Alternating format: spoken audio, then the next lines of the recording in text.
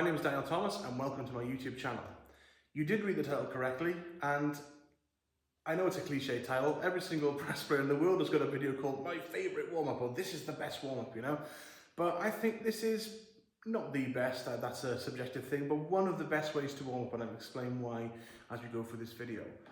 We all have different warm-ups, okay? It's a very individual thing. We all have different mental needs, different physiological needs as well. But in my opinion, a warm-up recently, in recent times, has become sort of intermingled with practice. A warm-up to me is not practice. We have a session for practicing, which is after the warm-up. A warm-up needs to be quick, efficient, and needs to get you back to that feeling of thinking, I can take anything on now. A warm-up shouldn't be a mental prison that you get locked into, where if you don't do it, if you don't do this sort of thing before you play, then you can't play. Which a lot of players seem to have. You know, players who have very lengthy warm-ups have trouble if they can't do those warm-ups because they just don't trust their face enough, or maybe they just haven't got their play into a sort of reflexive enough state that they can just basically pick it up and play if they need to. I've got to a point in my playing now where my approach to warm-up and my approach to practice is so solidified that if I had a worst case scenario, if I had to go to a rehearsal with no warm-up, then I could basically start cold and still do a reasonably good job because I'm not locked into that sort of mental single-mindedness of needing to do a warm-up if I need to play. But a warm-up is still really essential and a really important part of your day, but there are ways to make it even more beneficial for you. One of the best ways, in my opinion, of warming up is not buzzing, it's not breathing, a bit controversial, but I'll explain that as well. I think one of the best ways to warm up is by doing breath attacks on notes on the instrument. Starting in the middle register, like most of my other videos I've talked about that, starting on middle C, in my opinion, is one of the best things to do. You raise the focal point of your range to middle C. That becomes the middle of your instrument. If you start in the pedal notes, then that becomes your norm. So if you start every day in pedal Cs and all those notes, that becomes your baseline. And everything else is built on top of that. And that can make high notes and middle register notes feel much further away than they need to. So, start on middle C. Bill Watrous in his warm-up video mentions that he starts around high concert F and high B flat even, just to acclimatise his face to being comfortable in that register. But we can talk about that in a different video. But for now, breath attacks are one of the best things you can do when warming up. Now, why is that? The tongue, in my opinion, can do a lot of damage. It's very useful, very necessary part of brass playing. If we didn't have a tongue, we couldn't play. But I think it can often become a crutch for an inefficient embouchure. If you've got an embouchure that's inefficient, and you try and breath attack a note without using the tongue, then you'll start to struggle. The note won't respond. Let me just exaggerate now by using an embouchure that's completely alien to what I normally use, okay? I'll try and breath attack a middle C.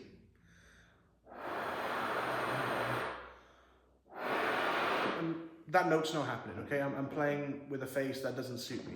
But if I smack my lips with my tongue, then I'll probably be able to basically jumpstart that note into happening.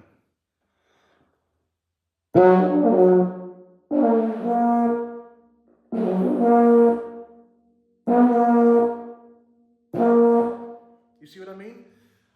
It's why you often find a lot of players who are struggling with their embouchure end up using quite a heavy tongue all the time because the face doesn't respond properly under normal circumstances, so they have to basically give it a jump start like you would in a car to get the note to even speak. This is where breath attacks come in. You can eliminate that by simply adding in these breath attacks into your warm. So very simple. There's no set exercise with this. You do whatever you need to do in terms of range and dynamic based on where you are with your current development as a player. Generally, I think a good rule of thumb to follow: middle register, MF, and quieter. And all you do is this.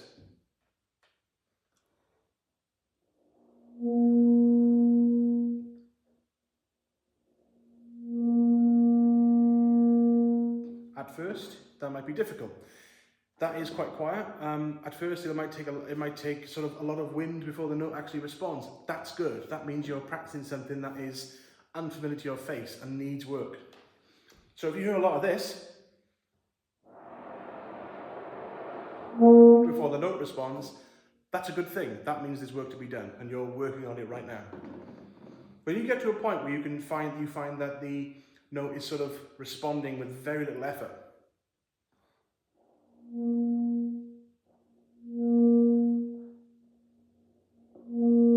Sort of like that. Then try adding in some fingerings, maybe even play a scale. I like to do this sort of exercise.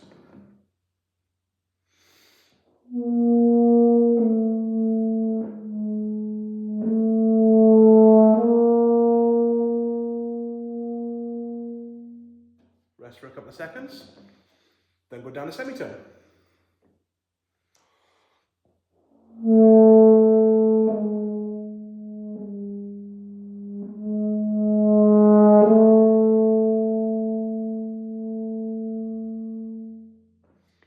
And repeat. Let's do one more. That last one I wasn't particularly happy with, so I'll do one more.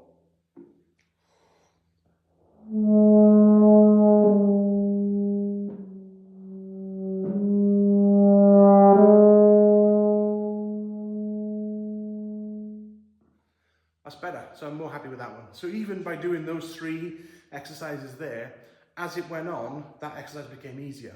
My face is becoming more efficient. The reason for that is, as I mentioned, if you use a tongue, you can basically kickstart an efficient embouchure. But if you're using just air to get the note to start, your lips have got to find that precise position where the note just happens. And that's also why I keep it sort of mainly lower dynamics. I mean, loud, it's easy, you can just get a honk. But if you do it softly, your lips have got to be even more precise to get it to work. If your face is in particularly bad shape, it might take a while for this to actually start to work. And some mornings, especially after band, I find that my face needs a bit more TLC, a bit more of this sort of exercise. But once I can do that exercise easily and the notes start to respond very easily, I know that I'm ready to move on. Some days that'll take a minute, some days that takes 5 minutes. I've had days where it takes 20 minutes, you know? Just depends on the face. But try adding that to your warm-up and seeing how it affects you. For most of my students, and myself included, going back to basics and just getting rid of the tongue and just focusing on the breath attack, generally, pretty much in most cases, yields to better results of the embouchure because it refines things and brings things back into focus. The other thing to think about if you're struggling with this, if it's a case of you're getting a long time of air before the note responds, just imagine that your lips are very slightly touching in the embouchure. So you're not imagining a space. I think if you imagine a space here, you end up with that sort of increased hissing noise lasting for longer. It takes longer for the lips to come in.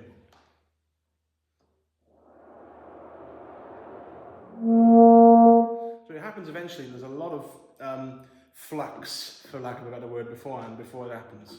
So imagine the lips just slightly touching together, not pressed together or clamped or anything like that. That can cause problems. But just gently, almost not touching, but you can just about feel the slightest bit of contact in the lips. I'll breathe through my nose to maintain that contact properly as well.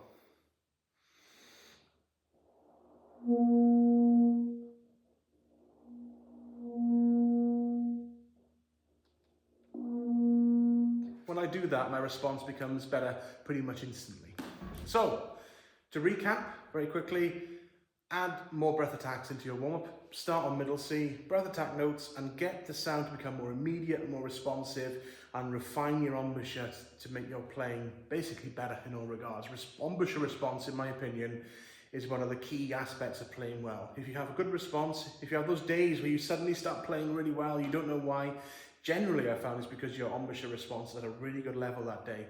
And we have other days where we don't play so well, probably because the embouchure response is a little bit lackluster that day. But doing more of that exercise that I showed you there, just bringing the notes in with no tongue, in my experience, just fixes most problems with the embouchure really, and gets you playing to that standard that you know you really can play at. If you've enjoyed this video, leave me a like and a comment and subscribe to the channel. I really would appreciate it. And if you, as always, if you want some individual advice for your own playing or any questions at all, check out my website and book a session with me on youth.org.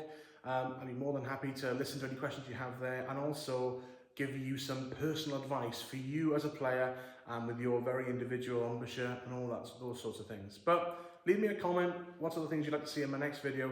And for now, thank you very much. Goodbye.